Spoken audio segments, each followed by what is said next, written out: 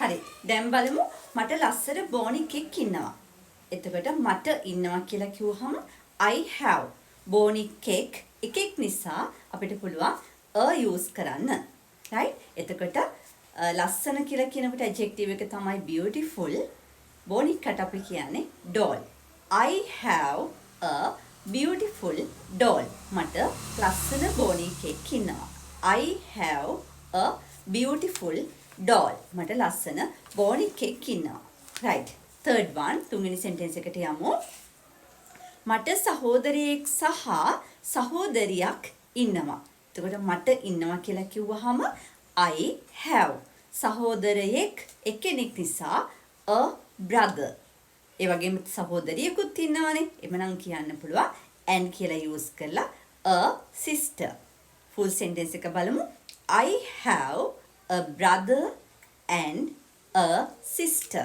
I have a brother and a sister. right. ඊළඟ sentence එකේදී අපිට ලොකු පන්ති කාමරයක් තියෙනවා. අපිට තියෙනවා කියලා කිව්වහම we have අපිට තියෙනවා. මොකද්ද තියෙන්නේ? ලොකු පන්ති කාමරයක්. එකක් නිසා හල් කයන්නෙන් අවසන් වෙලා තියෙන නිසා use කරන්න පුළුවන්.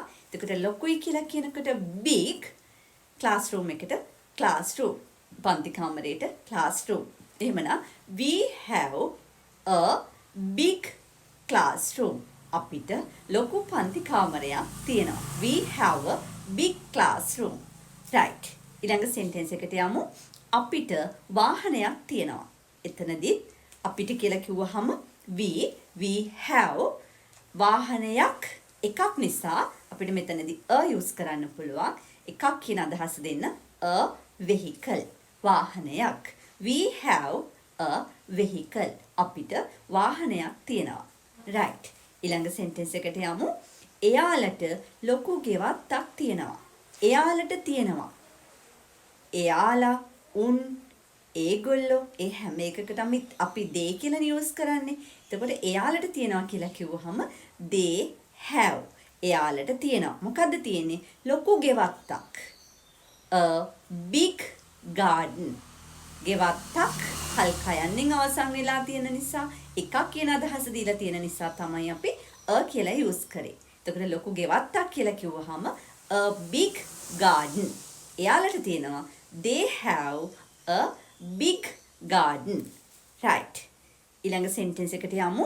ළමයින්ට ලොකු ක්‍රීඩා පිටියක් තියෙනවා. ළමයින්ට එමනම් the children plural subject එකක් නිසා have කියලා use කරනවා. the children have ලොකු ක්‍රීඩා පිටණියක්. එකක් නිසා use කරා.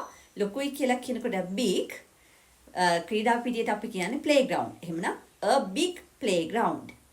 a big playground. එයාලට තියෙනවා they have. they have a big playground. හරි. එයාලට ලොකු ක්‍රීඩා පිටියක් තියෙනවා. ඊළඟ sentence එකට යමු. ඇයට සහෝදරියෝ දෙන්නෙක් ඉන්නවා. එතනදී චුටි වෙනසක් එනවා. ඇය කියලා කිව්වම it is a singular subject. so here we have to use has. she has. ඇයට ඉන්නවා. කවුද ඉන්නේ? සහෝදරියෝ දෙන්නෙක්. two දෙන්නෙක් sisters. she has two sisters. ඇයට සහෝදරියෝ දෙන්නෙක් ඉන්නවා. she has two sisters. ඇයට සහෝදරියෝ දෙන්නෙක් ඉන්නවා. හරි. ඊට පස්සේ ඔහුට සෙල්ලම් කාර් එකක් තියෙනවා. ඔහු කියලා කිව්වහම he has මොකද්ද තියෙන්නේ? සෙල්ලම් කාර් එකක්. toy car. එකක් හින්දා a toy car කියලා use කරන්න වෙනවා. එහෙමනම් he has a toy car. ඔහුට සෙල්ලම් කාර් එකක් තියෙනවා. he has a toy car.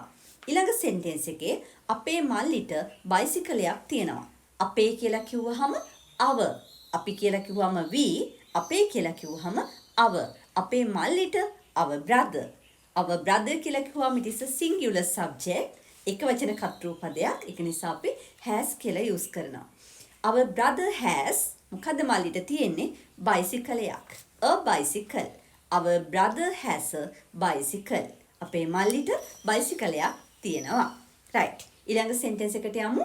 අපේ අම්මට දිග කොණ්ඩයක් තියෙනවා. මෙතනදී මතක තියාගන්න පුතේ මේ කොණ්ඩේ ගැන කියලා කියනකොට අපි දිග කොණ්ඩයක්, කොට කොණ්ඩයක්, එහෙම නැත්නම් වේවි හෙයා එකක් නේද? අර රැලි සහිත කොණ්ඩයක්, ස්ට්‍රේට් හෙයා එකක්. මේ මොකක් වුණත් මේ කොණ්ඩේ ගැන කියනකොට කොණ්ඩයක් කියලා හල්කයන්ෙන් අවසන් වෙලා තියෙනවා තමයි. හැබැයි මේ කොණ්ඩේ ගැන කියන වෙලාවලදී අපි use කරන්නේ නැහැ. a long hair කියලා use කරන්නේ නැහැ. a short hair කියලා කියන්නේ නැහැ. හරිද? එහෙනම් මතක තියාගන්න අපි කොහොමද කියන්නේ අම්මට දිග කොණ්ඩයක් තියෙනවා කියලා? My mother මගේ අම්මට has long hair. එතනදි විතරක් අපි use කරන්නේ නැහැ. My mother has long hair. My mother has long hair. Right? මගේ අම්මට දිග කොණ්ඩයක් තියෙනවා. right ඊළඟ sentence එකට යමු. අපේ ටීචර්ට ලස්සන සාරි තියෙනවා. ඔයාගේ ටීචර්ටත් එහෙමද?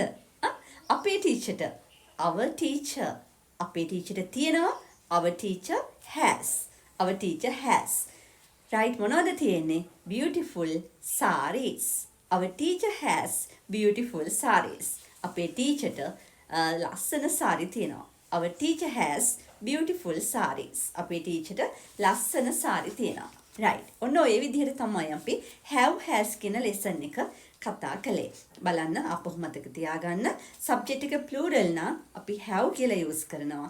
subject එක singular නම් ඒකවචනයි නම් has කියලා use කරනවා. හැබැයි මෙතනදී I කියන subject එක plural subject එකක් විදිහට සලකන නිසා තමයි අපි I කියන subject එකත් එක්ක have කියලා use කළේ. එහෙමනම් I have, we have, you have, they have. He has, she has, it has. එහෙම නැත්නම් වෙන ඕනම singular subject එකක් ඔයාලට ගන්නත් පුළුවන්. හරි. එහෙමනම් මේ have has කියලා කතා කරලා ඉවර වෙලා අපි යමු මේ have has වල past tense එක